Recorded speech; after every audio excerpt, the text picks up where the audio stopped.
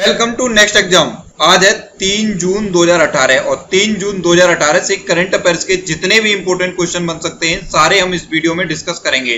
तो आप पूरा वीडियो बहुत ध्यान से देखें। लास्ट में मैं आपसे एक क्वेश्चन पूछूंगा, उसका आंसर आपको कमेंट बॉक्स में बताना है और आप आज के इस वीडियो की पीडीएफ फाइल इस वीडियो के डिस्क्रिप्शन से डाउनलोड कर सकते हैं। तो चलिए स्टार्ट करते हैं। पहला क्वेश्चन है, हाल ही में इटली के नए प्रधानमंत्री कौन बने हैं? तो ये जीसेपे कोंटे बने हैं इटली के नए प्रधानमंत्री, यानी कि इस क्वेश्चन का ए ऑप्शन सही है। ये जो आपको इमेज में दिख रहे हैं यही हैं जीसेपे कोंटे और ये अब इटली के नए प्रधानमंत्री बन गए हैं। अब यहाँ पे इटली की बात आई है तो पहले आप मैप में देखिए, ये है इटली। ये जो आपको मैप में दिख रहा है ये है इटली। इटली की कैपिटल है रोम और इटली की करेंसी है यूरो और इटली के प्रधानमंत्री तो यही बन गए हैं जीसेपे कोंटे। अब यहाँ से एक बहुत ही इंपॉर्टेंट जीके का क्वेश्चन एक बार पूछा गया था, वो मुझे याद है, वो मैं आपको बता देता हूँ। एक बार पूछा गया था कि इंडिया का नेशनल फ्लैग किस देश के नेशनल फ्लैग से मैच करता है? तो आप जानते हैं हमारे नेशनल फ्लैग में 3 पट्टियां हैं, ऑरेंज, व्हाइट एंड ग्रीन। इसी तरह से इटली के नेशनल फ्लैग में भी 3 पट्टियां हैं, ऑरेंज, व्हाइट एंड ग्रीन। बस अंतर इतना है, हमारे नेशनल फ्लैग में हॉरिजॉन्टल पट्टियां हैं और इटली के में वर्टिकल पट्टियां हैं। तो इंडिया का नेशनल फ्लैग इटली के नेशनल फ्लैग से कुछ मैच करता है। तो ये एक बार क्वेश्चन पूछा गया था, ये भी आप याद रखिए। नेक्स्ट क्वेश्चन है, राष्ट्रपति रामनाथ कोविंद ने किस राज्य में पहले राष्ट्रीय खेल विश्वविद्यालय बनाने के अध्यादेश को मंजूरी दी है? तो ये मणिपुर में इंडिया का पहला राष्ट्रीय खेल विश्वविद्यालय बनने जा रहा है और इसके अध्यादेश को राष्ट्रपति ने मंजूरी दे दी है। अब ये मंजूरी मणिपुर के लिए दी गई है तो आप पहले मैप में देखिए, ये है मणिपुर। मणिपुर की कैपिटल है इम्फाल। मणिपुर के प्रेजेंट टाइम पे चीफ मिनिस्टर हैं एन बीरेन सिंह और सबसे इंपॉर्टेंट है मणिपुर के गवर्नर, क्योंकि अभी हाल ही में मणिपुर के गवर्नर बने हैं चुराचांद सिंह। तो इनका नाम आपको याद रखना है। मणिपुर के नए गवर्नर कौन बने हैं? चुराचांद सिंह। तो इतना आपको मणिपुर के बारे में पता होना चाहिए। पहला खेल विश्वविद्यालय बनने जा रहा है मणिपुर में और पहला रेलवे विश्वविद्यालय कहाँ बनने जा रहा है? गुजरात के बड़ोदरा में। तो ये दोनों क्वेश्चन याद रखने हैं आपको, दोनों में कंफ्यूजन नहीं होना है। पहला रेलवे यूनिवर्सिटी बड़ोदरा में, गुजरात के बड़ोदरा में, और पहला खेल विश्वविद्यालय मणिपुर में, दोनों याद रखने हैं आपको। चलते हैं नेक्स्ट क्वेश्चन पे।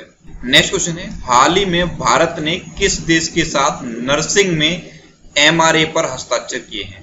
तो अभी भारत ने सिंगापुर के साथ नर्सिंग में एमआरए पर हस्ताक्षर किए हैं। अभी हमारे प्रधानमंत्री मोदी सिंगापुर में हैं और वहीं पे उन्होंने नर्सिंग में एमआरए पर हस्ताक्षर किए हैं। अब ये हस्ताक्षर सिंगापुर के साथ हुए हैं तो आप मैप में देखिए, ये है सिंगापुर। आपको हर कंट्री मैप में पता होनी चाहिए और अगर आप डेली रूटीन में हमारी ये वीडियो देखते रहेंगे तो आपको वर्ल्ड की हर कंट्री के बारे में और इंडिया के सभी स्टेट के बारे में बेसिक नॉलेज हो जाएगी। तो ये तो है मैप में सिंगापुर। सिंगापुर की कैपिटल है सिंगापुर सिटी। सिंगापुर की करेंसी है सिंगापुरियन डॉलर और सिंगापुर के प्रेसिडेंट हैं हलीमा याकूब। सिंगापुर की प्रेसिडेंट है प्रेजेंट टाइम पे हलीमा याकूब। तो इतना आपको सिंगापुर के बारे में पता होना चाहिए।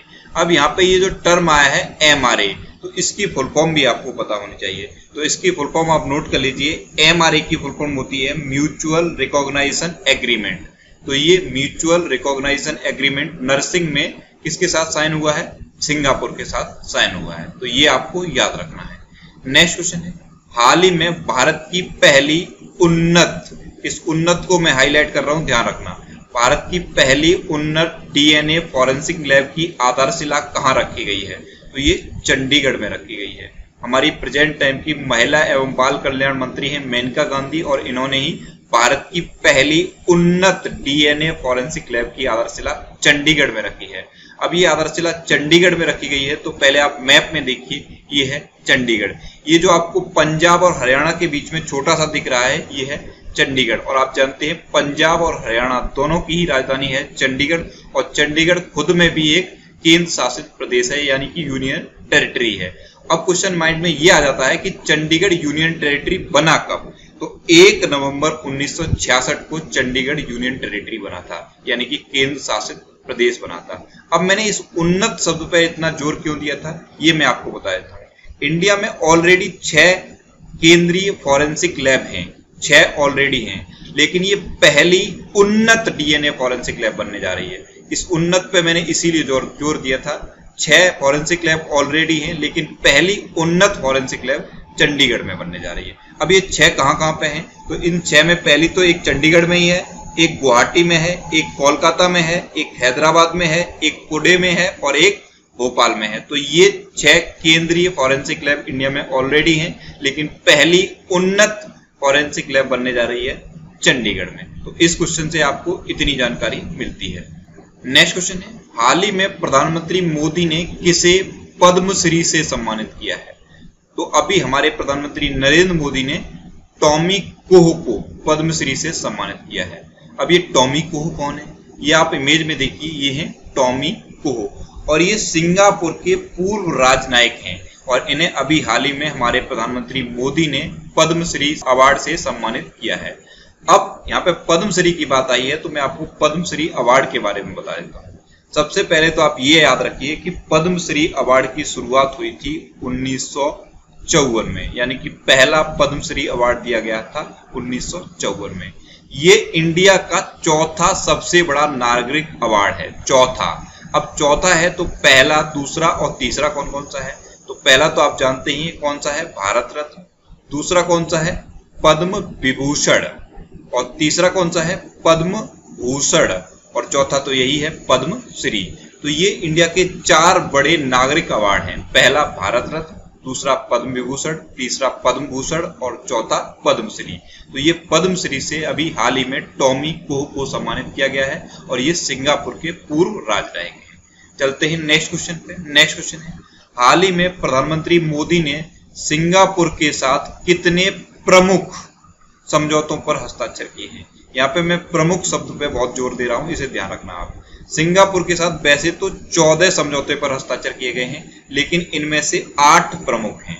तो ये इस क्वेश्चन में मैंने आपसे क्या पूछा है, कितने प्रमुख समझौतों पर हस्ताक्षर किए गए हैं? तो प्रमुख 8 समझौतों पर हस्ताक्षर किए गए हैं।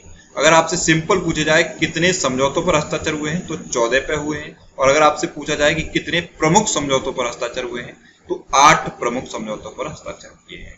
अब ये 8 प्रमुख कौन कौन से हैं, ये मैं आपको बता देता हूँ। नौसेना सहयोग, आर्थिक सहयोग, फिनटेक, साइबर सुरक्षा, नर्सिंग, नारकोटिक्स, क्रमिक प्रबंधन और एक हुआ है नीति आयोग और सिंगापुर के बीच में। इस तरह से ये 8 प्रमुख समझौतों पर हस्ताक्षर हुए हैं। नेक्स्ट क्वेश्चन है, हाल ही में आईसीसी ओडीआई रैंकिंग में कितनी टीमों को शामिल किया गया है? तो अभी हाल ही में आईसीसी ओडीआई रैंकिंग में 4 नई टीमों को शामिल किया गया है।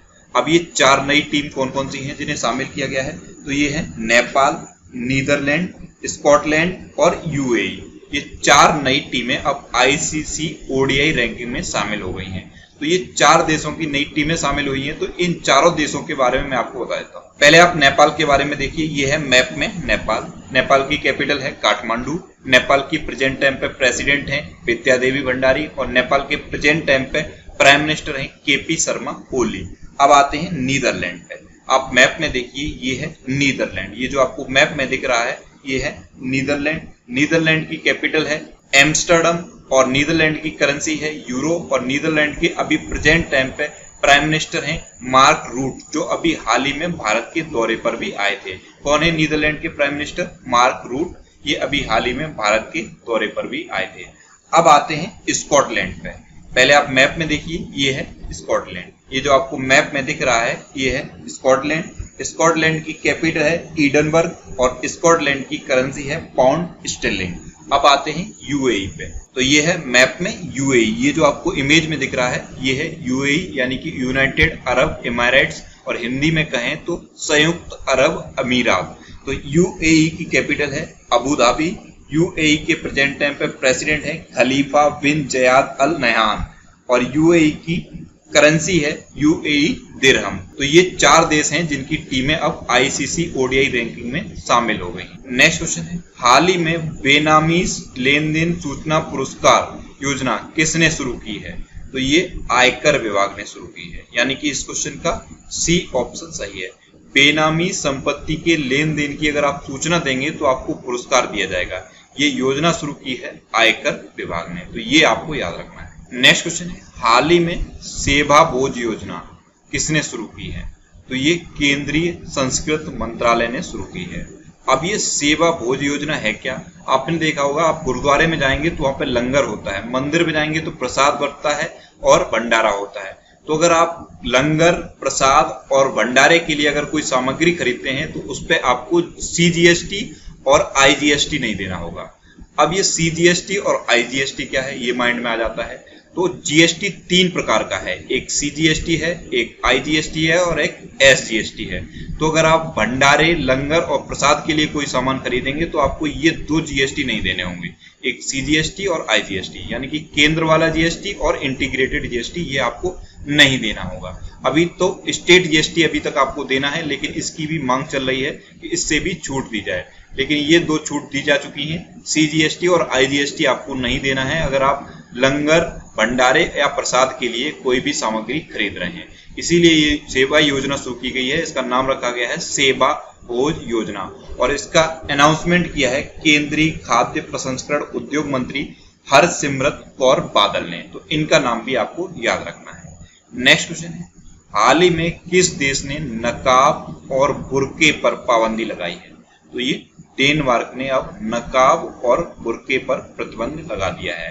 अब ये प्रतिबंध डेनमार्क ने लगाया है, तो पहले आप मैप में देखिए, ये है डेनमार्क। ये जो आपको मैप में दिख रहा है ये है डेनमार्क। डेनमार्क की कैपिटल है कोपेनहेगन। डेनमार्क की करेंसी है डेनिश क्रोना और डेनमार्क के प्रेजेंट टाइम पे प्राइम मिनिस्टर हैं लार्स एस रसमसेन। तो इस क्वेश्चन से आपको इतनी जानकारी मिल जाती है। चलते हैं नेक्स्ट क्वेश्चन। नेक्स्ट क्वेश्चन, हाल ही में किस दिग्गज डिक्सन थ्रो एथलीट ने 30 मई 2018 को एथलेटिक्स से संन्यास की घोषणा कर दी है? तो ये है विकास गौड़। इन्होंने एथलेटिक्स से संन्यास की घोषणा कर दी है। ये जो आपको इमेज में दिख रहे हैं यही है विकास गौड़ और इन्होंने अभी 30 मई 2018 को एथलेटिक्स से संन्यास की घोषणा कर दी है। नेक्स्ट क्वेश्चन है, हाल ही में किसने अत्याधुनिक ई-टिकट प्रणाली का नया यूजर इंटरफेस लॉन्च किया है? तो ये रेल मंत्रालय ने लॉन्च किया है, यानी कि इस क्वेश्चन का ए ऑप्शन सही है। अगर आप IRCTC की वेबसाइट पे जाके देखेंगे तो नया यूजर इंटरफेस आ गया है। अब इसमें सबसे बड़ा चेंज क्या किया गया है, आप विदाउट लॉगिन किए हुए आप सीट चेक कर सकते हैं कितनी सीट खाली है और कितनी फिल हो गई।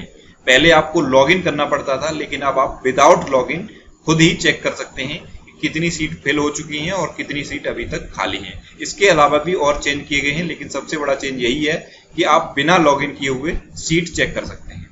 अब ये रेल मंत्रालय की बात है तो आपको पता होना चाहिए प्रेजेंट टाइम पे हमारे रेल मंत्री कौन है।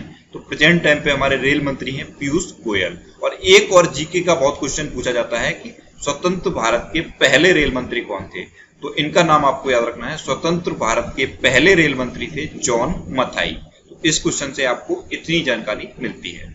अब लास्ट वीडियो के क्वेश्चन का आंसर। लास्ट वीडियो में मैंने आपसे एक क्वेश्चन पूछा था कि हाल ही में विश्व तंबाकू निषेध दिवस कब मनाया गया है? तो ये 31 मई को अभी हाल ही में विश्व तंबाकू निषेध दिवस मनाया गया। इस क्वेश्चन का आंसर लगभग सभी लोगों ने सही दिया है।